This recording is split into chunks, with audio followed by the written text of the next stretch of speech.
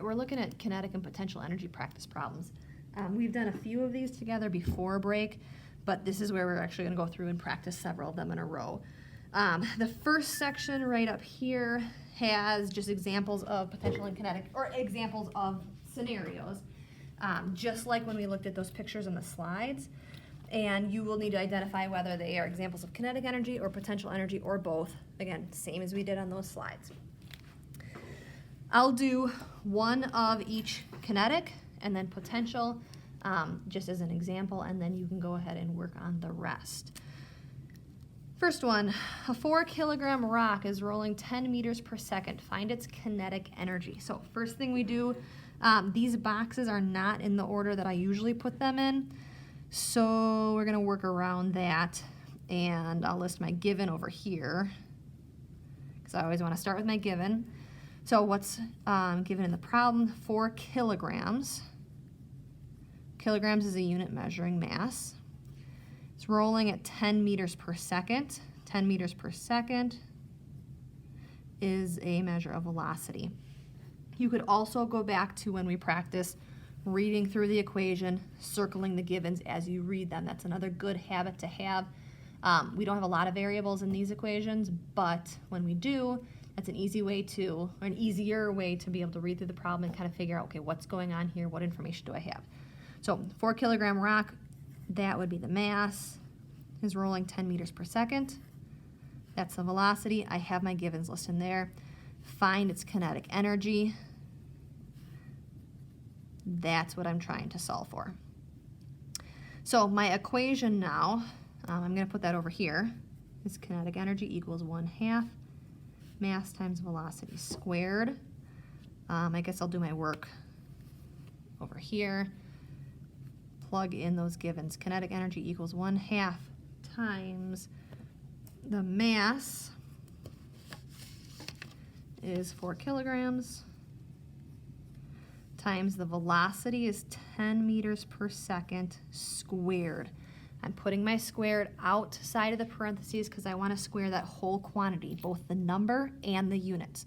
So I'm squaring the 10 and I'm squaring the meters per second. All right, where's my calculator? I'm going to start with this squaring right here just so I don't forget to do it later. So 10 squared, my calculator doesn't have a squared button on it. So squared means the same thing as multiplying something by itself. So 10 squared is the same thing as saying 10 times 10. Now times 4 times 1/2 is 0.5. That gives me a kinetic energy of 200 kilograms times meters squared over seconds squared is equal to joules. I could rewrite it over here. Kinetic energy equals 200 joules. Right there. So that's one example of kinetic energy. Let's flip it over and find a potential energy. Calculate the potential energy, so this is what I'm going to solve for, of a 5 kilogram object. 5 kilograms is a measure of mass. Object sitting on a 3 meter ledge. Meters measures height. Okay, so my given, I'll put it right here. Mass is 5 kilograms.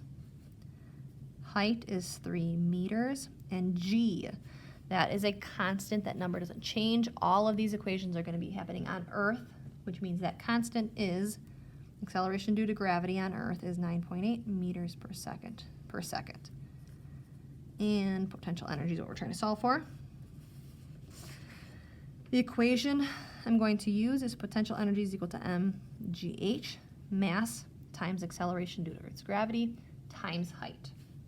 I'm going to come over here and plug that in, plug my givens into that. Oops, P E equals.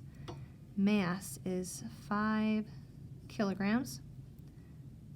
G is 9.8 meters per second, and H is 3 meters. Then I need to do the math. 5 times 9.8 times 3 equals 147. Units would be kilograms times meters squared over seconds squared, which is equal to joules. So potential energy is equal to 147 joules. That's one example of each kinetic energy and potential energy. There are some problems on the bottom here where you're going to have to do the algebra. So this one is asking how high up is a 3 kilogram object that's 300 joules. Well, if it's asking how high up, then this is going to be about potential energy. So if potential energy is equal to mgh and you want to solve for height, well, it's being multiplied by mass and g, so you're going to have to divide it by mass and g, so those cancel, and height's by itself. And if you did it on this side, you got to do it on this side, which means height is going to be equal to potential energy over mg. The next one, it's saying a rolling ball. So then you'll plug in, list your givens, plug them into that equation, find your answer for height. Your answer should be in the unit of meters because you're solving for height. Next one says a rolling ball has 18 joules of kinetic energy and is rolling 3 meters per second. Find its mass. So if we're using this equation, we need to solve for mass. So we're trying to solve for mass, we need to get it by itself, which means that it's being multiplied by 1/2 v squared, so we need to divide it by 1/2, v squared. So that's going to cancel out those parts and leave mass on this side. If we did it to that side, we have to do it to this side.